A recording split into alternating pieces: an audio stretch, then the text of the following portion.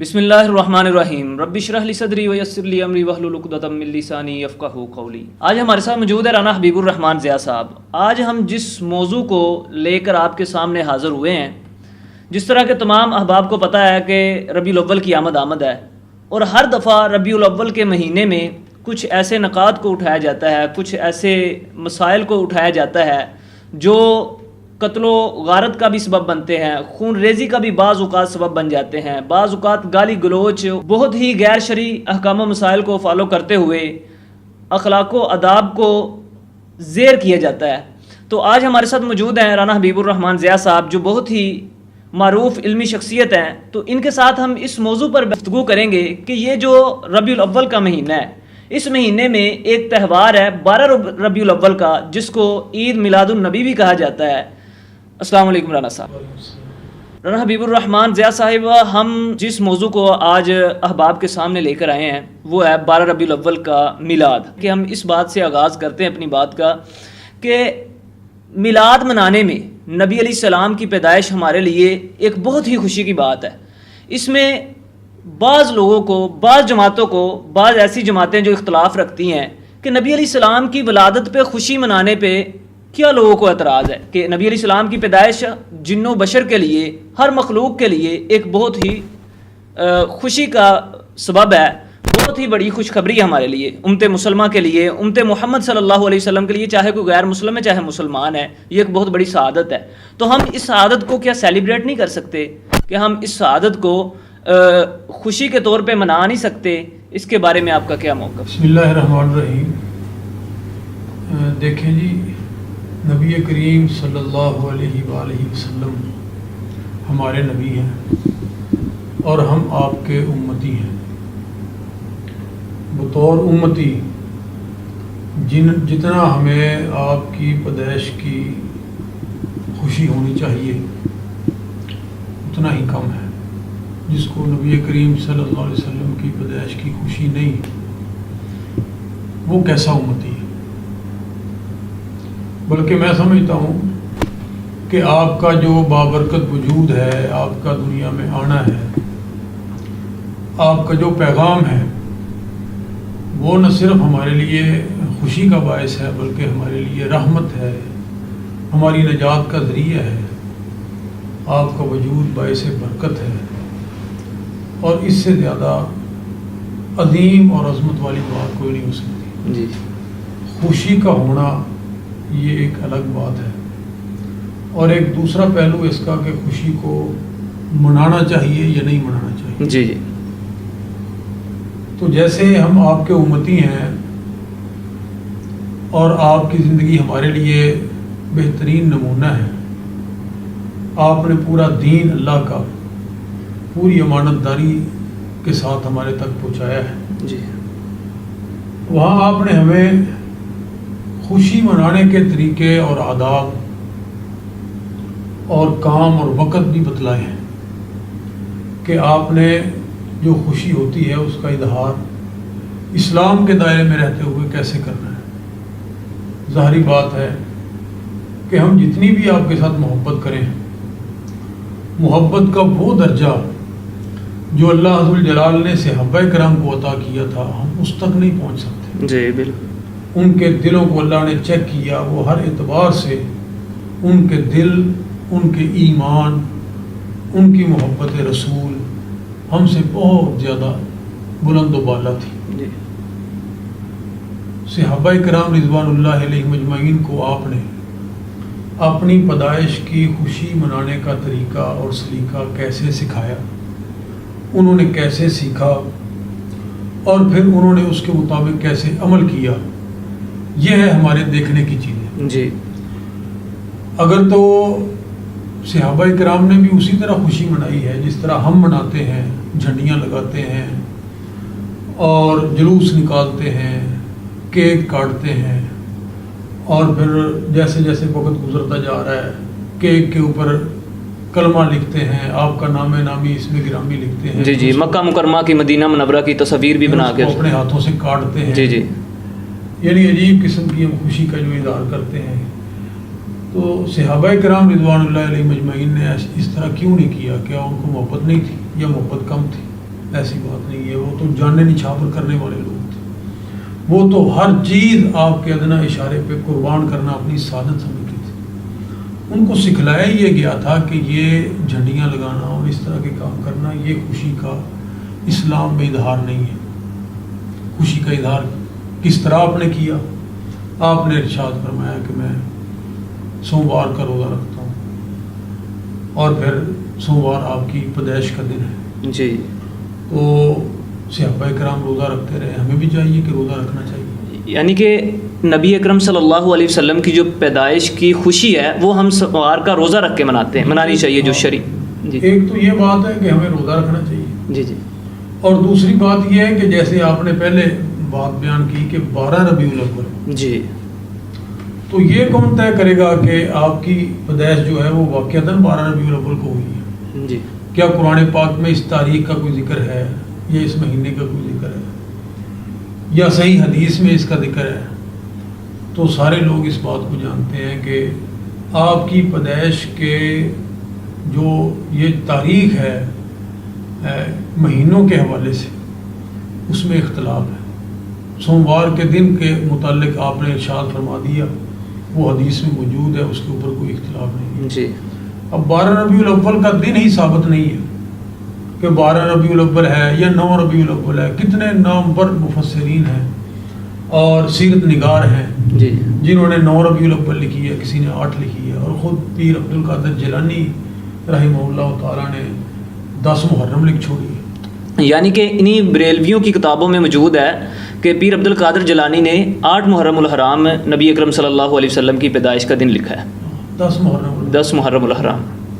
یعنی وہ لکھا ہے، یعنی بات کرنے کا مقصد یہ ہے کہ وہ دن اور تاریخ نبی پاک صلی اللہ علیہ وسلم نے واضح طور پہ بتلائی نہیں، کیونکہ اسلام کا جو مقصد ہے وہ ایام کو اس طرح سیرت کو منانا نہیں ہے، بلکہ آپ کی سیرت کو اپنانا ہے۔ جی، آپ کی زندگی ایک امتی کے لیے منانے سے زیادہ اپنانے کے ساتھ تعلق رکھتی ہے جی جی بالکل، کہ ہم آپ کی سیرت طیبہ کو اپنائیں۔ اب ستم کی بات یہ ہے کہ اپنانے کی طرف تو ہم بالکل جاتے نہیں ہیں۔ جی آپ نے فرمایا کہ سچ بولو، ہم سچ بولنے کے لیے تیار نہیں ہیں۔ آپ نے فرمایا حلال کھاؤ، ہم حلال کی طرف جانے کے لیے تیار جی، نہیں ہیں۔ آپ نے سود کی کس طرح شدید ترین الفاظ میں مذمت کی ہے، جی، قرآن نے مذمت کی ہے، ہم اس کو چھوڑنے کے لیے تیار نہیں ہیں۔ جی، آپ نے نماز کی، روزے کی، زکوٰۃ کی ترغیب دی ہے، اس طرف ہم تو جانے کے لیے تیار نہیں۔ رانا صاحب یہ تو سیرت کے معاملات آ گئے نا، جو نبی علیہ السلام کی سیرت ہے، لیکن ہم جو گفتگو کرنا چاہ رہے ہیں، جو اپنی آڈینس کو بتانا چاہ رہے ہیں، 12 ربیع الاول کی میلاد کو منانا، جشن کو منانا، اس دن کو عید کی طرح سیلیبریٹ کرنا، جس طرح کہ آپ نے بتایا کہ کیک کے اوپر چھریاں چلانا، خوشی کا اظہار اس طریقے سے کرنا، کیا اگر ہمارے سامنے یہ کویشچن آتا ہے، سوال آتا ہے، اس دور میں یہ ساری سہولیات موجود نہیں تھی اپنے عید کے تہوار کو، اس تہوار کو سیلیبریٹ کرنے کا، کیک کو کاٹنا، اس طریقے سے اس جدید معاملات کو مد نظر رکھتے ہوئے اپنے پیارے پیغمبر صلی اللہ علیہ وسلم کی خوشی، ان کی ولادت کی خوشی کو منانا، تو اس وقت میں وہ کیک کیسے کاٹتے؟ اگر کیک کے اوپر مکہ مکرمہ، مدینہ منورہ یا کچھ ایسے کلمات جن میں توہین کا سبب بنتے ہوں، جو کلمات وہ نہ لکھے ہوں، کیا کیک کے اوپر چھری چلائی جا سکتی ہے؟ اگر ہم میرا بیٹا پیدا ہوتا ہے، جس طرح کہ عوام جانتی ہے اس چیز کو، کسی کے گھر میں بیٹی بیٹا پیدا ہوتا ہے یا کسی کی شادی ہوتی ہے، تو اس تاریخ کو ایک کاغذ کے اوپر نوٹ کیا جاتا ہے، تو بعد میں اس دن کو بطور ایک خوشی کا دن اس کو سیلیبریٹ کیا جاتا ہے، جس کو ہم برتھ ڈے کے نام سے بھی جانتے ہیں کہ آج میرے بیٹے کا برتھ ڈے ہے۔ کہ برتھ ڈے کی خوشی منانا، میرے پیغمبر علیہ السلام کی بھی وہ ولادت کہیں نہ کہیں تو کچھ اگر ضعیف روایات ملتی ہیں، کہیں نہ کہیں کوئی روایت ملتی ہے، چاہے 12 ربیع الاول کی مضبوط روایت نہیں ملتی، لیکن لوگ اس کو سیلیبریٹ کرتے ہیں۔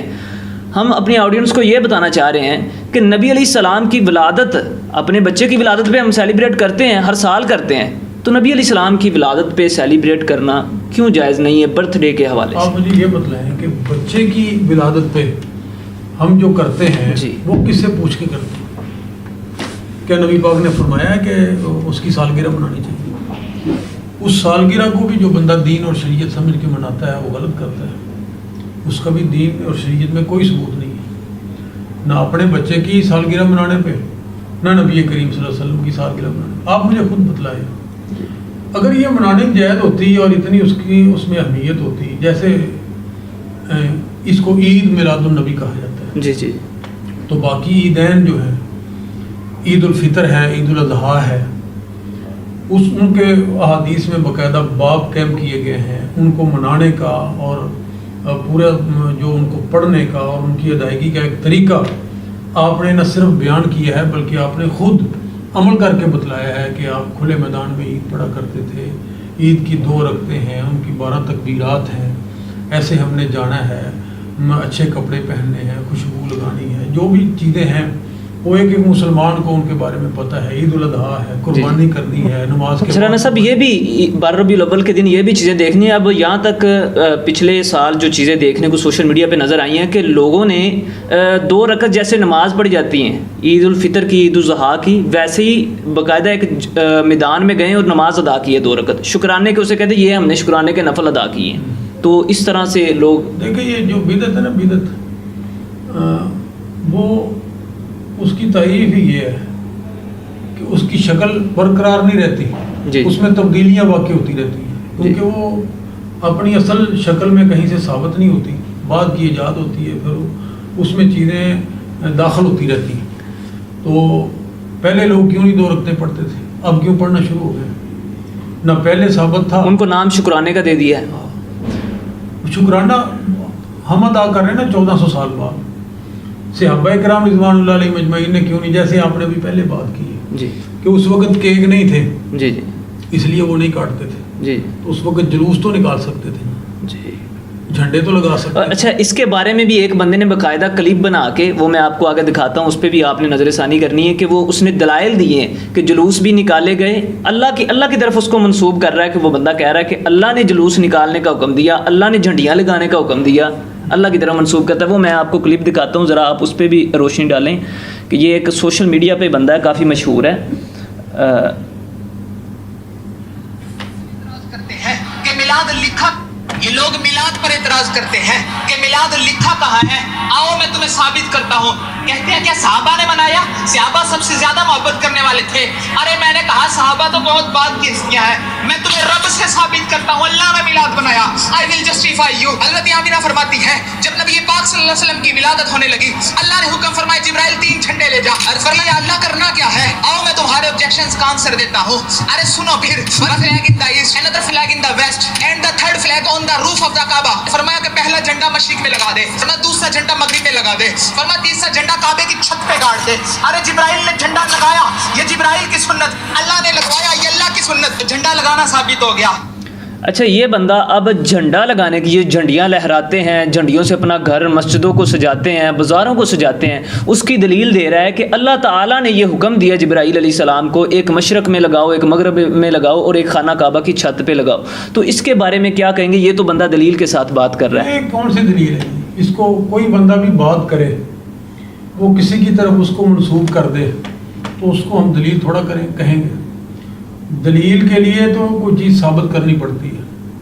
تو میرے خیال میں جو لوگ اس کلپ کو سن رہے ہوں گے یا جنہوں نے پہلے سنا ہوگا، تو شاید وہ بھی اس بات کو محسوس کریں کہ جو ان کے ہم عقیدہ علماء ہیں، شاید انہوں نے ان سے یہ بات نہ سنی ہو. جی جی.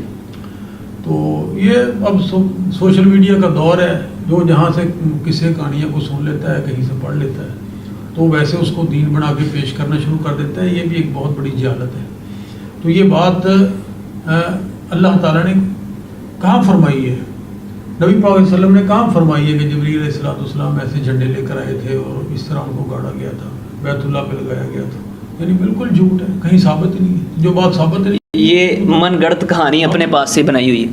ابھی آگے رانا صاحب اس کے 2 باتیں اور بھی 2-3 دلائل دیتا ہے، جھنڈیوں کے بھی دیتا ہے، اسی طرح اگر جو لائٹیں لگاتے ہیں لائٹوں کے بھی دیتا ہے. یہ آگے آپ سنیں.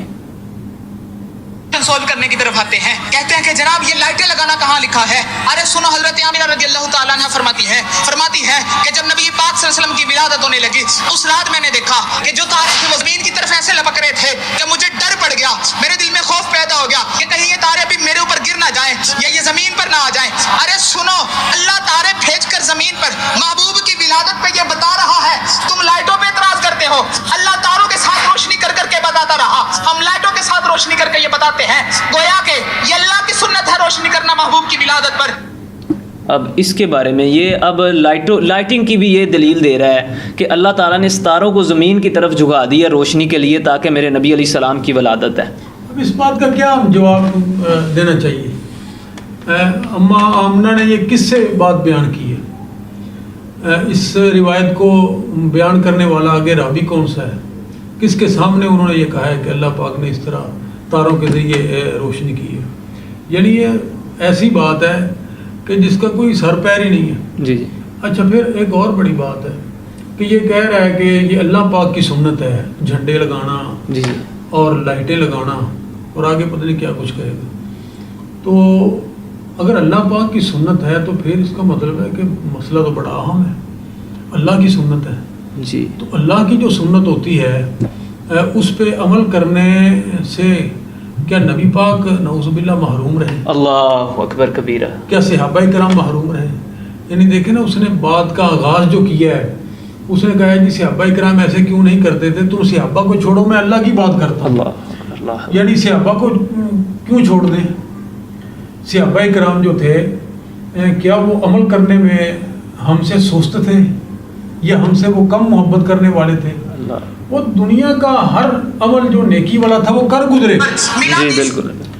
اور یہ جھنڈیوں والا اور پیغمبر کی آمد کی خوشی والا جو عمل ہے وہ صحابہ اس سے کیوں محروم رہے؟ اس کا مطلب ہے کہ یہ دین اور شریعت نہیں ہے اور نہ ہی یہ بات ثابت ہے. اچھا رانا صاحب، اس بات کو سوشل میڈیا پہ لانا صرف مین جو ہمارا مقصد ہے نا، اس طرح کی ویڈیوز کو ملینز میں ویوز پڑتے ہیں. جو بندے دین سے دور ہیں نا، دیہات کے لوگ ہیں یا چاہے وہ سٹیز میں شہروں میں رہنے والے لوگ ہیں، سمجھدار ہیں لیکن دین سے دور ہیں، وہ ان چیزوں پہ ایگری ہو جاتے ہیں. تو ہمارا اس پہ ایک اپنا ایکسپلین کرنا بہت ضروری ہے تاکہ ہم ان لوگوں کو اس گمراہی سے باہر نکال سکیں کہ یہ جو اپنی طرف سے کہانیاں بنا رہا ہے یہ کسی بھی حدیث میں ثابت نہیں ہے. بالکل نہیں. دیکھیں میری بات سنیں، اصل میں ہمارے جو معاشرے کے لوگ ہیں وہ عمل کے اعتبار سے اگرچہ کافی پیچھے ہیں جی، لیکن نبی پاک صلی اللہ علیہ وسلم سے محبت جو ہے نا وہ ان کی بہت زیادہ عقیدت ہے. بالکل. اور اسی عقیدت اور محبت کا جو لوگ ہیں وہ بعض جگہوں پہ ناجائز فائدہ اٹھاتے ہیں جی. اور ان کے مقاصد اپنے ذاتی ہوتے ہیں. کسی کے اپنے سیاسی مقاصد ہوتے ہیں، کسی کے اپنے مذہبی اور مسلکی اور پیٹ کے مقاصد ہوتے ہیں جی. کھانے پینے کے بھی چکر ہوتے ہیں. تو اس وجہ سے پھر وہ ان چیزوں کو سامنے رکھ کر لوگوں کے جذبات کو ابار کر ان مقاصد کو پورا کرنے کی کوشش کرتے ہیں. جی. جو باتیں میں سمجھتا ہوں کہ اسلام کے لیے ہمارے لیے انتہائی خطرناک ہے کہ ہم اسلام کے اصل جو چہرہ ہے اس کو پیچھے کر کے اور اس طرح کی بناوٹی چیزیں جو ہیں وہ آگے کرتے ہیں. امت کو اس وقت جو ضرورت ہے وہ یہی ہے کہ ہم عملی اعتبار سے نبی کریم صلی اللہ علیہ وسلم کی ذات کے ساتھ اور آپ کی سیرت طیبہ کے ساتھ جوڑیں، نہ کہ یہ شارٹ کٹ رستے بتلا کر کے جھنڈیاں لگاؤ گے تو آپ بخشے جاؤ گے اور آپ کچھ پکاؤ گے اور ہمیں کھلاؤ گے تو آپ بخشے جاؤ گے. جی جی. یا آپ شور شرابہ بازاروں میں کرو گے تو آپ بخشے جاؤ گے. یہ شور شرابے کرنا، گول گپاڑے کرنا اور اس طرح کے جشن، یہ لفظ ہی اسلام کے ڈکشنری میں نہیں ہے. اور نہ اسلام تو تہذیب اور امن کا درس دیتا ہے. تو اس میں تو اکثر ویڈیوز میں سوشل میڈیا پہ ابھی آپ چند دنوں بعد دیکھیں گے کہ لوگ ڈانس بھی کرتے ہیں، جیسے بھنگڑا ڈالتے ہیں، اس طرح کے معاملات نظر آتے ہیں سوشل میڈیا پہ. چلیں رانا صاحب آگے چلتے ہیں. تو اس بندے کی آخری جو بات ہے نا وہ بہت جو مائنڈ کو ڈسٹرب کرتی ہے. کا چرچا کرتے ہیں. آیا آؤ تیسرے آبجیکشن کی طرف چلتے ہیں. تیسرا آبجیکشن سولو کرتے ہیں. تیسرا اعتراض کیا جاتا ہے کہ جلوس نکالنا کہاں لکھا ہے، یہ خوشخبریاں دینا کہاں لکھا ہے. I explain you. ارے سنو سنو، حضرت آمینہ رضی اللہ تعالیٰ نے فرماتی ہیں کہ جب محمد مصطفیٰ کی ولادت ہونے لگی، پہلا ماہ آیا، حضرت آدم علیہ السلام نے حضرت آمینہ رضی اللہ تعالیٰ عنہا کو آ کر خوشخبری سنائی کہ تمہارے گھر میں ایک بڑے ہی پیارے نبی کی ولادت ہونے لگی ہے. دوسرا ماہ آیا، حضرت ادریس علیہ السلام نے نبی پاک صلی اللہ علیہ وسلم کے فضل و کرم کو آ کر بتایا. تیسرا ماہ آیا، حضرت نوح علیہ السلام نے بشارت دی کہ آمینہ تمہارے گھر کے اندر ایک فتح کا نور اترنے لگا ہے. چوتھا ماہ آیا تو حضرت ابراہیم علیہ السلام نے نبی پاک صلی اللہ علیہ وسلم کے مرتبہ کو آ کر بیان کیا کہ آمینہ تجھے مبارک ہو. پانچواں ماہ آیا، حضرت اسماعیل نے آپ کے عزت و مکارم کو آ کر بیان کیا. چھٹا ماہ آیا تو حضرت نبی موسیٰ حضرت آمینہ کے پاس آئے، آ کر بشارت دینے لگے، کہنے لگے کہ محمد مصطفیٰ کا جاہ و جلال اور عزت و تکریم یہ ہوگی۔ ساتواں ماہ آیا، حضرت داؤد علیہ السلام اور دیگر انبیاء کرام آئے حضرت آمینہ کے پاس اور آ کر خوشخبری دی، آمنہ تجھے مبارک ہو، تیری گود میں بڑا پیارا چاند اترنے والا ہے، سنو تم کہتے ہو یہ خوش۔ اب یہ تمام انبیاء کرام کے جتنے معروف انبیاء کرام علیہ السلام ہیں ان سب کا نام لے کے کہہ رہا ہے کہ پہلے ماہ میں حضرت آدم علیہ السلام آ کے حضرت آمینہ رضی اللہ تعالیٰ عنہ کو خوشخبری دیتے ہیں کہ آپ کے گھر میں نبی محمد صلی اللہ علیہ وسلم اللہ کے آخری نبی آنے والے ہیں۔ پھر آہستہ آہستہ یہ ڈیٹیل سے بتاتا ہے نوح علیہ السلام، ابراہیم علیہ السلام، یہ جلوس نکالنے کی ایک دلیل دے رہا ہے۔ دیکھیں جی اس میں جلوس پھر کہاں سے آ گیا؟ اگر فرض کریں خوشخبریاں بانٹنا، آپس میں خوشیاں بانٹنا، یہ جلوس کو خوشیوں کا نام دیا نا ہمیں، ایک سے دوسرے محلے میں جاتے ہیں، دوسرے شہر میں جاتے ہیں، خوشیاں بانٹتے ہیں کہ نبی۔ اور پھر اس میں اس نے یہ بھی نہیں بتلایا کہ وہ خود بنفس نفیس تشریف لائے تھے یا خواب میں آئے تھے۔ تو بہرحال میں نے تو پہلے عرض کیا ہے کہ اس طرح کی یہ جو باتیں ہیں نا بالکل جہالت پہ مبنی ہیں اور جن کی کوئی حقیقت نہیں ہے، جن کی کوئی دلیل نہیں ہے کہ انبیاء علیہ السلام اس طرح آئے اماں جی آمنہ کے پاس جی۔ تو ویسے انبیاء علیہ السلام نے جو خوشخبری آپ کی آمد کی سنائی ہے قرآن کریم میں، تو وہ تو ایک الگ ہے کہ نبی پاک صلی اللہ علیہ وسلم ہر نبی نے فرمایا کہ آخری نبی آئے گا، اللہ نے انبیاء سے وعدہ لیا ہے، وہ ایک الگ بات ہے۔ لیکن اس طرح خواب میں آ کر یا اماں جی آمنہ کے پاس آ کر خوشخبری سنانا وہ تو کسی حدیث میں ثابت نہیں ہے۔ اور پھر وہ یہ کہہ رہا ہے کہ وہ الگ الگ آئے اور اس سے جلوس بھی ثابت ہو گیا۔ یعنی اس طرح کی چیزوں سے جو بندہ ان چیزوں کو ثابت کرنے کی کوشش کر رہا ہے کہ جس کی کوئی واضح دلیل نہیں ہے، تو اس سے ہم یہ بات بالکل اخذ کر سکتے ہیں کہ اگر ان کے پاس قرآن کریم میں سے کوئی ثبوت ہوتا تو ان کو ایسی باتیں گھڑنے کی ضرورت محسوس نہ ہوتی۔ اگر ان کے پاس حدیث میں سے صدیق اکبر کی زندگی سے، جناب فاروق اعظم کی زندگی سے، جناب عثمان ابن عفان کی زندگی سے، حسن و حسین کی زندگی سے، حضرت علی حیدر کرار اہل بیت کی زندگی سے کوئی نہ کوئی ایسا واقعہ ان کے پاس ہوتا تو ایسی باتیں گھڑنے کی ان کو کبھی ضرورت محسوس نہ ہوتی۔ ان باتوں کا گھڑنا یہ بات ثابت کر رہا ہے کہ واضح دلیل کوئی موجود نہیں ہے، اور جس چیز کی کوئی دلیل موجود نہ ہو وہ اسلام اور شریعت نہیں بن سکتی، اور جو دین اور شریعت نہ ہو اس کا ثواب نہیں ملتا جی، اس کے اوپر اللہ پاک راضی نہیں ہوتے۔ تو ہمیں ہر وہ عمل کرنا چاہیے جو سنت سے ثابت ہو۔ کل بدعۃ ضلالہ وکل ضلالۃ فی النار، ہر بدعت جو ہے وہ گمراہی ہے، اور اس طرح کی ہر گمراہی وہ انسان کو جنت میں لے کے جانے والی نہیں ہے، جہنم کی طرف، وہ جہنم کی طرف لے کے جانے والی۔ تو ہم جنت میں جانے والے کام کیوں نہیں کرتے تاکہ اللہ بھی راضی ہو، اللہ کا حبیب بھی راضی ہو؟ ہم اس طرح کے کام کیوں کرتے ہیں کہ جو اللہ کی ناراضگی کا سبب ہوتے ہیں؟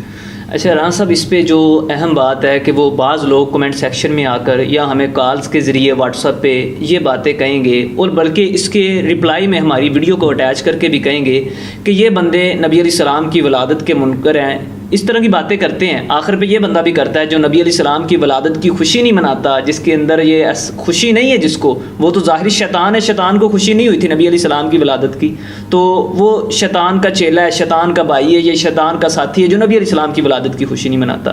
اس طرح کے جو ان کے نکات ہوتے ہیں، تو اس پہ آپ کچھ کہیں گے؟ دیکھیں کہنے والے تو پھر جو مرضی کہتے رہے، اس کا تو جواب کسی کے پاس نہیں ہے۔ کہنے والوں نے تو انبیاء علیہ السلام کو معاف نہیں کیا، لیکن میں اس بات کا تو ضرور ذکر کرنا چاہوں گا کہ جس کو نبی کریم صلی اللہ علیہ وسلم کی آمد کی خوشی نہیں ہے یا آپ کے ساتھ محبت اور عقیدت میں وہ دنیا کی کسی اور ہستی کو اللہ کی مخلوق میں سے برتر سمجھتا ہے، تو ایسا بندہ جو ہے وہ عاشق رسول یا محب رسول تو کیا، وہ تو ایک مومن اور مسلمان بھی کہلانے کا حقدار نہیں ہے۔ اللہ اکبر۔ سب سے زیادہ محبت اگر اس کائنات میں کسی کے ساتھ ہو سکتی ہے اللہ کی مخلوق میں سے، تو اس کے حقدار ہمارے نبی کریم صلی اللہ علیہ وسلم ہیں۔ اور ہم یہ بات کیوں کرتے ہیں؟ اسی لیے کرتے ہیں کہ ان باتوں سے، بدعات سے بچنے سے ہمارے نبی نے ہی تو ہمیں منع کیا ہے۔ جی بالکل، مگر نہ ہمیں کیا حرج ہے؟ اچھا آپ مجھے بتلائیں کہ کوئی میلاد کے نام پہ کوئی چیز اگر پکاتا ہے جی یا کوئی کیک ہمارے پاس لے آتا ہے تو ہمیں کھانے میں کیا رہے، ہمارا کیا نقصان ہوگا؟ کوئی نقصان بھئی ہمیں تو نظرانے ملنے ہی ہیں نا. جی بالکل. ہم تو مولویوں کو پیسے ملیں گے، نظرانے ملیں گے، کھانے پینے والی چیزیں ملیں گی، تو ہمارا نقصان تو ان کا ہے جو بیچارے لگا رہے ہیں پیسہ، جو ان کے ہتھے چڑھے ہوئے ہیں. جی جی. اچھا رانا صاحب، اس میں ایک بہت اہم بات ہے جو پیسہ چندہ اکٹھا کرنے کے حوالے سے. ہمارے گاؤں میں، میرا ننیال اور ددیال کے گاؤں میں یہ وہ چیز ہے کہ فی گھر نے زبردستی 500,000 روپے فکس کیا ہوا ہے، آپ نے دینا ہی دینا ہے. تو وہ گاؤں میں 500-700 گھر ہے، تو حساب لگا لیں 500-700,000 لاکھوں میں 5-5 7-7 10-10 12-12 لاکھ روپے اکٹھا کرتے ہیں. تو وہ کہاں جاتا ہے؟ وہ پورے سال، جہاں تک میں، شاید یہ میری آڈینس کو بات بری لگے، میں یہ سمجھتا ہوں کہ یہ پورے سال کا اپنا راشن پانی اکٹھا کرتے ہیں، اپنی جیب بھرتے ہیں، عوام کو چونا لگاتے ہیں. کیونکہ یہ جتنی بھی دلائل دیتے ہیں نا 12 ربیع الاول کے حوالے سے، میں نے بھی جہاں تک پڑھا ہے یا سنا ہے، جہاں تک میرا علم ہے، وہ مجھے کوئی ایسی چیز نہیں نظر آئی کہ جس میں قرآن سے کوئی دلیل دی گئی ہو 12 ربیع الاول کے حوالے سے میلاد کی، یا حدیث سے دی گئی ہو. جس طرح کہ آپ نے بھی ایکسپلین کیا، بہترین ہے کہ حضرت اس نے کہا کہ حضرت آدم علیہ السلام آئے، حضرت موسیٰ علیہ السلام آئے، حضرت عیسیٰ علیہ السلام آئے. یہ نہ اس نے اس کو وہ جلوس کی دلیل بنا رہا ہے، جلسہ جلوس نکالنے کی دلیل بنا رہا ہے، جبکہ وہ اس کے کہنے کے مطابق وہ آئے اکیلے تھے. ٹھیک ہے. تو اس کے بعد وہ یہ بھی کہہ رہا ہے کہ خوشیاں بانٹنا، حضرت آدم علیہ السلام جب جیسے جیسے ایک ایک کر کے انبیاء کرام آئے، خوشخبریاں سناتے رہے. نبی علیہ السلام کی ولادت کی خوشی منانا تمام انبیاء کرام کی سنت کی طرف وہ منسوب کر رہے ہیں.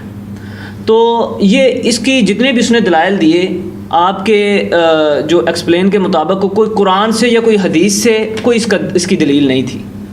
سب وہ میں دیکھ رہے جی، میں یہی بات کر رہا ہوں نا کہ جو بندہ جلوس نہیں نکالتا جی، اور جو جھنڈیاں نہیں لگاتا جی، یا جو اس طرح کے معاملات میں کیک وغیرہ نہیں کاٹتا، اس کے اوپر یا اس کی محبت کے اوپر جو بندہ شک کرتا ہے، یا جو لوگ فتویٰ لگاتے ہیں یا جو اس کو گالی دیتے ہیں، ان کو پھر ہمارے اوپر سے آغاز نہیں کرنا چاہیے. ان کو آغاز ابو بکر صدیق سے کرنا چاہیے، اللہ اکبر کبیرہ. ان کو فاروق اعظم سے آغاز کرنا چاہیے، ان کو اہل بیت سے آغاز کرنا چاہیے کہ یہ فتویٰ کہیں ان کے اوپر تو نہیں جا رہا. اللہ پاک تو پھر پیدا کرتا ہے ساری مخلوق کو. جی جی. وہ بارش برساتا ہے، وہ کھیتیاں اگاتا ہے. جی جی. تو اگر اللہ کی طرف تو بہت چیزیں منسوب ہو جائیں گی تو وہ کام ہم کر سکتے ہیں. اچھا یہ بھی الگ بات. میں کہتا ہوں کہ جو اس نے یہ باتیں کہی ہیں جی جی، وہ اللہ کی ذات سے بھی ثابت نہیں ہے، اللہ کی ذات سے بھی ثابت نہیں ہے. اور اگر فرد مال ہو بھی جائیں تو ہم نے کب عمل کرنا ہے؟ اگر نبی پاک صلی اللہ علیہ وسلم نے اس کے اوپر مہر لگائی. اللہ اکبر، یہ بہترین پوائنٹ. جب آپ مہر لگا دیں گے جی جی، تو وہ ہمارے لیے دین اور شریعت بن جائے گا. اور میں نا آخری بات یہ عرض کرنا چاہتا ہوں جی جی، کہ دیکھیں، اگر آپ سمجھتے ہیں نا کہ یہ کام کرنے سے حرج کیا ہے، بہت سارے لوگ یہ کہتے ہیں جی یہ بھی اچھا کام ہے، اگر کسی جگہ پہ قرآن پاک پڑھا جاتا ہے، ایسی جگہ پہ جہاں ثابت نہیں ہے تو قرآن ہی پڑھا جا رہا ہے، تو حرج کیا ہے؟ تو ان سے یہ میری گزارش ہے کہ حرج ہے. اس سے جو شریعت کا، دین کا اصل چہرہ ہے نا وہ مسخ ہوتا ہے. وہ پہلی شریعتیں اسی لیے بدل گئیں کہ لوگوں نے انبیاء کے بعد ان میں اپنی مرضی کے ساتھ تبدیلیاں کی، کسی میں کمی کر دی، کسی میں اضافہ کر دیا، اور ان کی آج دنیا میں اصل شکل موجود نہیں ہے. تو جو لوگ دین سمجھ کر کسی چیز کے اندر اضافہ یا کمی کرتے ہیں وہ دو کام کرتے ہیں. ایک تو وہ اپنے اس عمل سے دین کو بدلنے کی کوشش کرتے ہیں، اور دوسرا وہ بہت بڑا عمل کرتے ہیں، بہت بڑی ایک جسارت کرتے ہیں. وہ کون سی؟ یعنی وہ اپنے عمل سے یہ بات ثابت کر رہے ہیں کہ کام تو یہ نیکی کا تھا، کام تو یہ دین کا تھا، لیکن یہ نعوذ باللہ اللہ کے نبی سے بھی رہ گیا اور صحابہ کرام سے بھی رہ گیا. اب ہم زیادہ عاشق رسول ہیں اور ہم یہ کام کر کے وہ فریضہ سر انجام دے رہے ہیں. کیا ایسے ہو سکتا ہے نہیں کہ کوئی چیز دین ہو اور نیکی ہو اور وہ اللہ کے نبی سے چھوٹ جائے، صحابہ کرام یا صحابہ کرام سے چھوٹ جائے؟ یہ کیسے ہو سکتا ہے؟ کبھی نہیں. وہ دین ہی نہیں یار. ہماری محبت آپ چیک کریں نا، جی جی ہم اس کو دین مانتے ہی نہیں، ہم اس کو شریعت نہیں مانتے جو پیغمبر کے قدموں سے گزر کرنا ہے، جو پیغمبر کے عمل سے گزر کرنا ہے. کیا بات ہے. اصل محبت تو یہ ہے. بالکل. تو جو چیز پیغمبر کے قریب ہی نہیں گئی، آپ اس کو دین بنا کر پیغمبر کی ذات کے اوپر اعتراض کر رہے ہیں کہ یہ دین تھا لیکن نبی نے نہیں اس کے اوپر عمل کیا. تو یہ تو پیغمبر کی ذات کے اوپر بھی اعتراض ہے، دین کو بدلنے کی بھی جسارت ہے. تو اس لیے ہمیں اس معاملے میں جو باتیں شریعت نے دین نے بتلا دی ہیں، ہم تو اس کے اوپر ہی عمل کر لیں تو بڑی بات ہے. جی ان کے اوپر تو عمل ہوتا نہیں، اور جو بات ثابت نہیں ہے وہ ایسے ہم کری جا رہے ہیں. بہت شکریہ رانا صاحب، اللہ تعالیٰ آپ کی زندگی میں برکت کرے، آپ نے ٹائم دیا، اور اللہ تعالیٰ سے دعا ہے کہ اللہ تعالیٰ جتنی بھی ہماری آڈینس سننے والی ہے، اللہ تعالیٰ ان سب کو سمجھ کر اور ہمیں سمجھ کر اس پہ عمل کرنے کی توفیق عطا فرمائے.